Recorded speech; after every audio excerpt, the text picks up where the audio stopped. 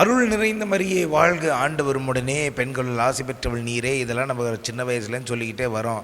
ஆனால் உங்களுக்கு தெரியுமா, இது எந்த வருஷம் திருச்சபையினால் இந்த ஜபமாக முழு உருவத்தை பெற்றது அப்படின்னு தெரியுமா?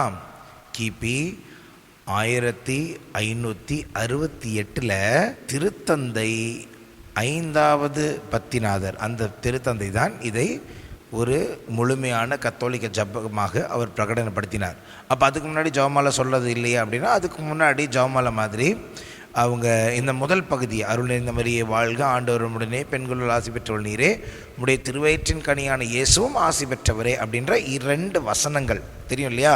இறைவார்த்தையில் இருக்கிற 2 வசனங்களை மட்டுமே இவர்கள் மீண்டும் மீண்டும் மீண்டும் மீண்டும் சொல்லுகிற ஒரு பழக்கத்தை தான் ஜெபமாலை பழக்கமாக வைத்திருந்தார்கள்.